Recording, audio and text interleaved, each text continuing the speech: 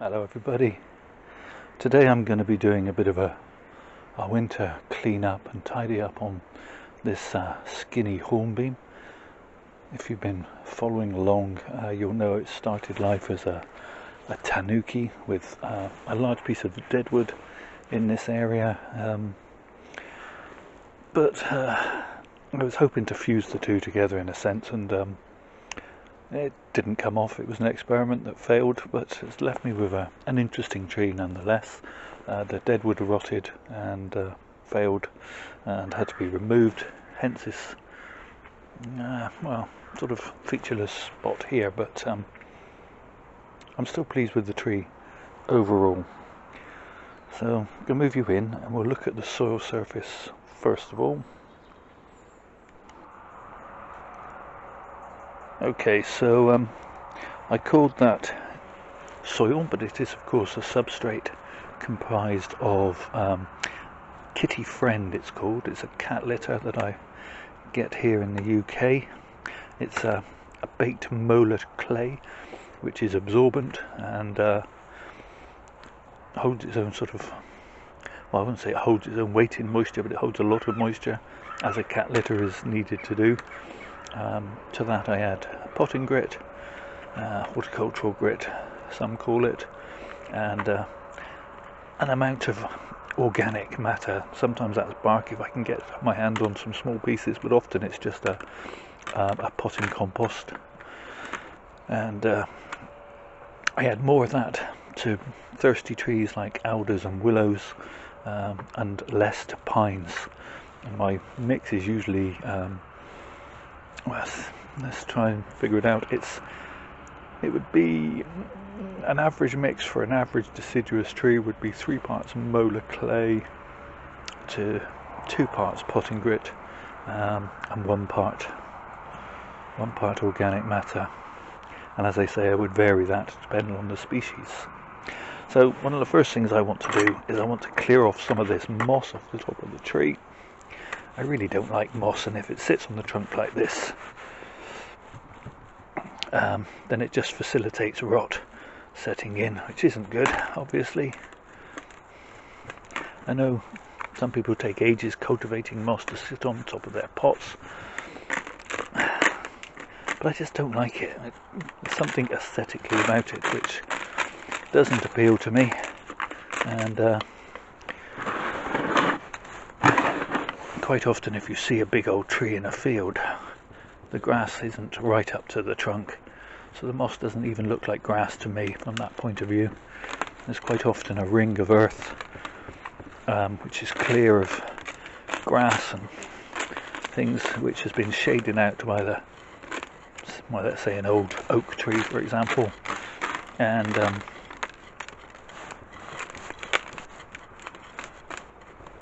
the leaves that have shed underneath have also contributed to killing off a lot of the sort of grass growth. So you have that sort of brown ring underneath. So yeah, so that's why I'm really not a big fan of the moss.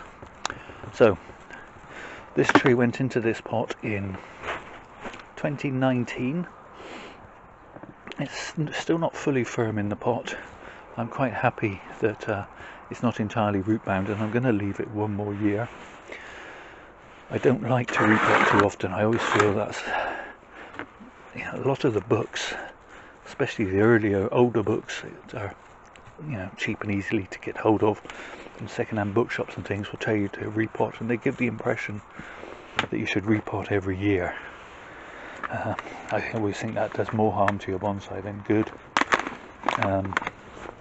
Every time they get going, you chop their roots off, and then they get going the following year, and you chop the roots off the next year, and so on.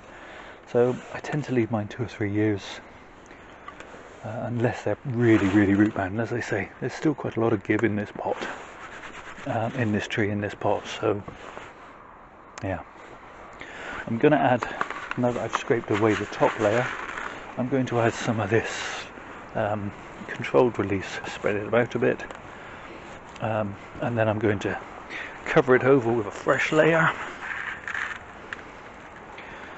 Now what that'll do is hopefully every time I water, a little bit of that controlled release fertilizer will go down to the lower parts of the pot, and that way the roots will chase after it. If you put it in the bottom of a pot, even when you're repotting, well, I always think that by the time the water's reached it and flush some of the fertilizer out of those little granules, it then goes straight out of the drainage hole in the bottom, which obviously then the plant doesn't get that goodness. So that looks better to me anyway. Obviously I'll give it a bit of a drink, but it's not that necessary. It's still plenty damp in the bottom where the roots are, and the moisture will draw up, so that'll be fine. Okay, so we'll start looking at some of these branches now. Okay, so it's quite congested, particularly up here near the top, so we're going to have to do some thinning out up here. Got branches coming out the front and then going off in two different directions, which isn't brilliant. And also we have long straight pieces such as this, which I also want to deal with. Some of this will get cut back, some of it might get wired, but we'll go through the branches as we go. Okay, so there's no real rhyme or reason as to why I'm starting at the top and working down. Sometimes I do that, and sometimes I start at the bottom and work my way up. Often just on the way the wind takes me. And I don't really think it makes a huge lot of difference with a tree in this stage. Quite often, I guess I'm a sort of person with bonsai who likes to form a trunk first, and then branches later, so I suppose from that point of view I work from the bottom up. But yeah, today I'm going to just start. I think this top has got too wide. Trying to build a sort of domed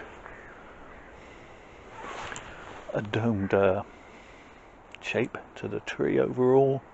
I'm going to cut back some of these wider pieces, and there's quite a chunky piece here that shoots out to the side, which I'm not happy with, so I'm going to remove that entirely, like so.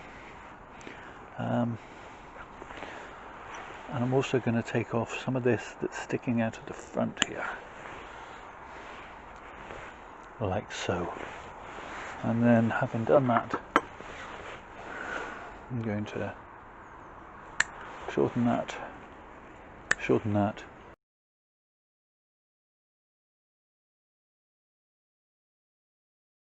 but then I'm going to put a small piece of wire on it just to bring it down slightly,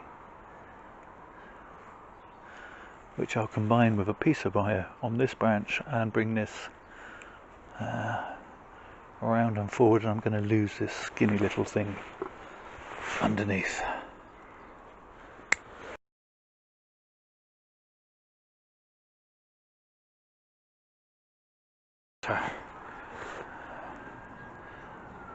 And I think I'm going to shorten it back to this bud here. Okay, this piece that's sticking straight up, I'm going to cut back to there. That shoot can shoot out some, and I'm going to shorten that to there. I apologise, it's a little gloomy again today, and this isn't the lightest part of the garden, but everywhere is such a wet mess. I'm trying to stay off the lawn as much as possible. Okay, so I'm just cutting back some of these. I don't want to lose all the branch structure that I spent a whole year gaining, but I do want to get rid of some of these pieces that are, for example here, I'll zoom you in a little.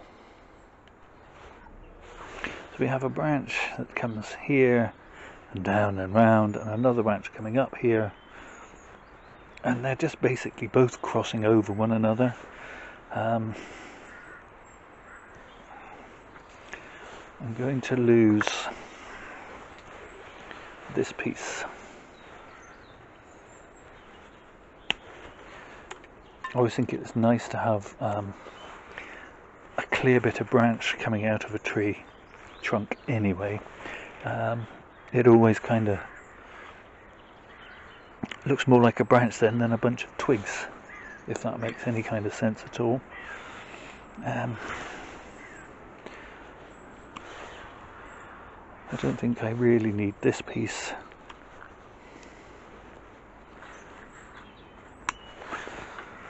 And that leaves a branch that's coming out and down across. No, I'm just going to lose that. I don't think it's necessary. The top is quite congested, as I said. So I'll just take that back nice and smoothly to the trunk. Yeah, that's better. That's eliminated a lot of confusion in that area. Made the whole thing a little bit clearer and easier to deal with. Okay, moving back out. Again, there's an odd piece there sticking straight up. That can go. And there. I'm just going to shorten that.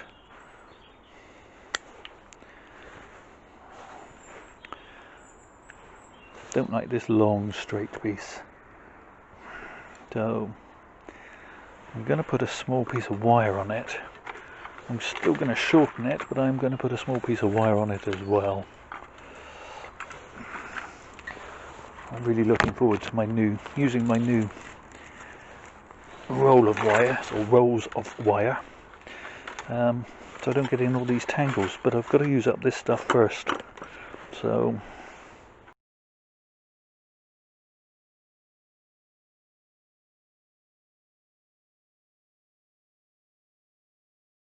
and then I'm going to shorten it back some.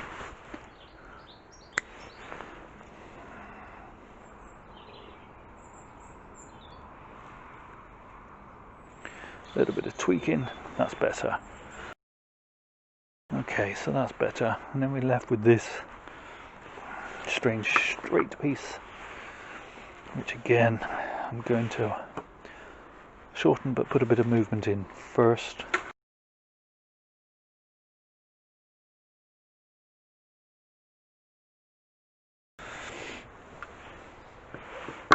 Okay, so moving back across to here.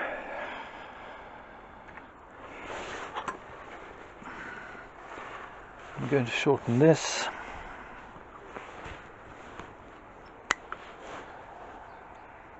This obviously is the back of the tree, so it's useful for depth to have some like long branches, but obviously if they're long and dead straight they're a bit dull and boring, so just trim those back a little.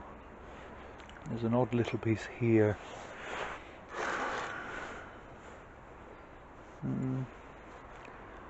There's no second bud to trim it back to, so I'm just going to leave that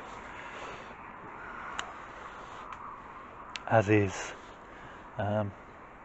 Maybe as it grows I might put a bit of wire on it next summer. This branch seems a little bit congested. Just taking the tips off to promote a little back budding. This piece here, I'm going to cut it back to that bud. That'll help kind of fill in that that dome shape that I'm looking for, if that makes sense. So although I have a branch that's coming downwards, I also have a branch that's coming up and out. So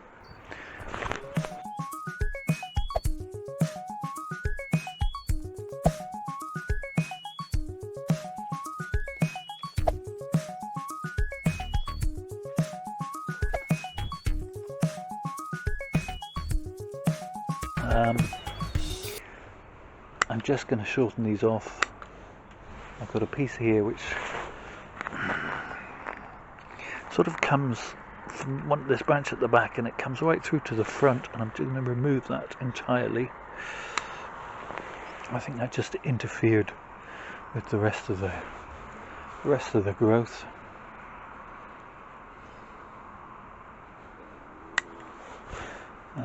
Take that piece off. But I'm going to take that whole piece off there. That's better. And here we have a little bit of congestion. I'm going to take out that piece, shorten that piece, take off that long piece there, shorten that, and okay, so that's good. I'm going to leave that as is, apart from that piece. Quite happy with this piece coming underneath here. It gives it a little bit of a layered look, so I'm going to cut that off too straight. Gives it a kind of layered look, just as trees do in nature. Piece here I don't like. Okay, so over to this branch. Again, we've got pieces that cross, which I'm going to wire.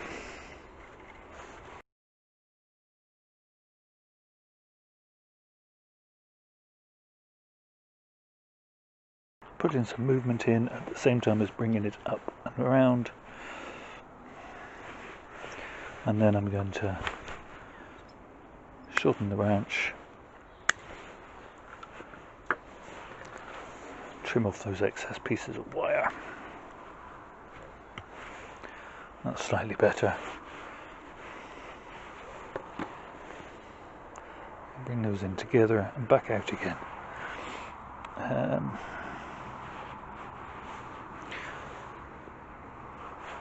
Okay, so then I'm just going to be shortening some of these pieces back.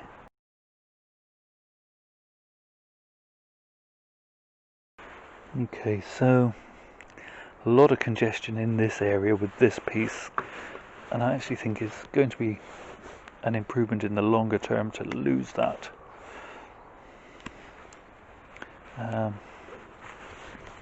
And obviously this piece here that's trying to go back in towards the main tree, I'm going to lose.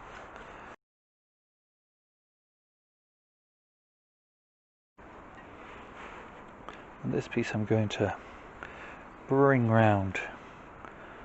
I think that would be slightly more interesting, so I'm going to need something a little bit more substantial for that.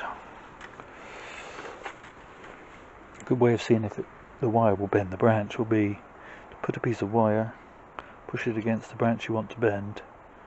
If the wire bends before the branch does, it's not strong enough. That's just a useful rule of thumb. I'm going to have to use a fairly chunky piece because that's what I've got. It's the next size up for this. So again, take a piece of the wire, and the branch bends before the wire. That's going to have the oomph in it to bend that particular branch.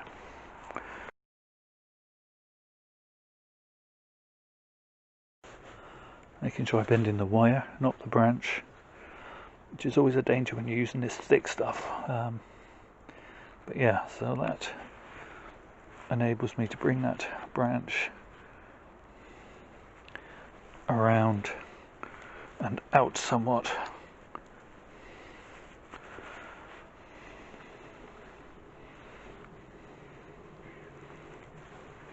That's better. Yeah, that's better. Interesting kink. I'm going to just trim that slightly. I want to wire those two. I think I do want to wire these two pieces in behind here. Let's move you around so you can see two pieces quite straight and boring.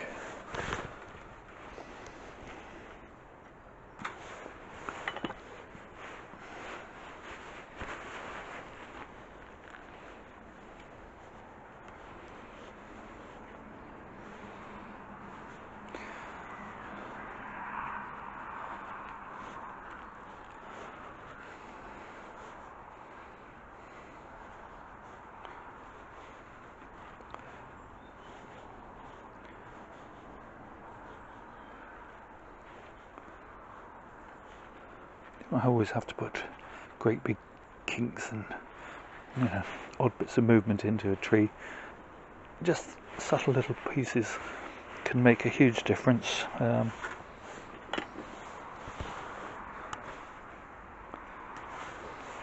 But obviously the more wire you put on, the more wire you need to remember to remove before it cuts in.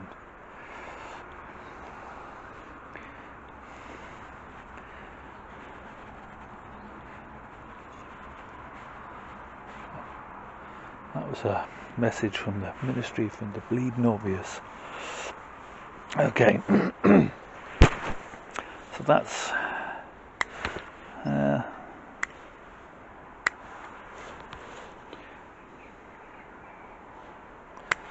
okay, so that's set up quite nicely now for the spring. But I do have this odd branch here, which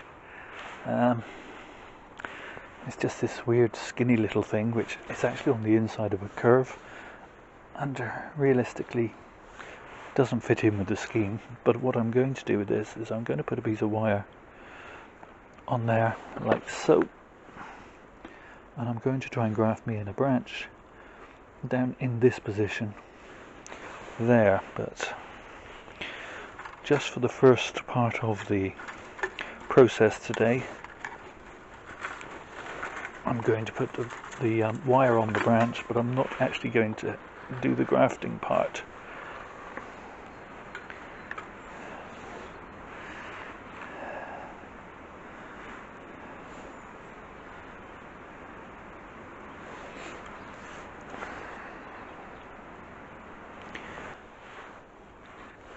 Okay, so this will be what's commonly referred to as an approach grafting. Just anchor that piece of wire there, and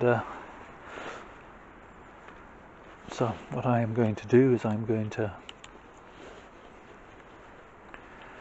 wire this particular branch that's in the wrong place.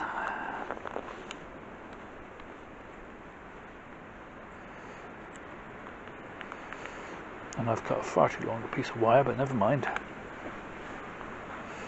What I want it to do is to come round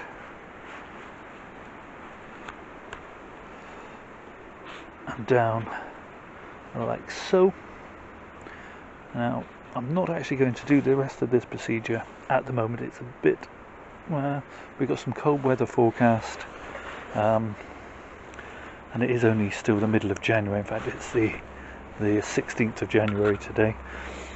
What I will do come March time, when the tree's beginning to grow, I will cause a wound just here in the trunk of the tree that I will push that into, or wrap the whole thing with grafting tape, and use the wire as well to help make sure it stays in place, and hopefully that branch will graft into that position, and that will give us a lower branch in that at that point, just slightly above this one and below that one,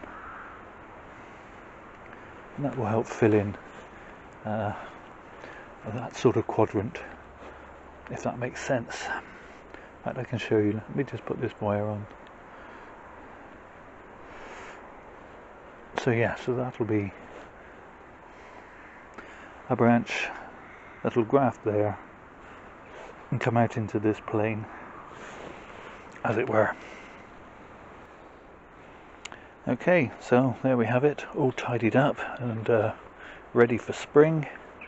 As I say, I will need to come back to this tree to do that bit of grafting work when we're a bit closer to spring, but other than that, the tree's ready to go.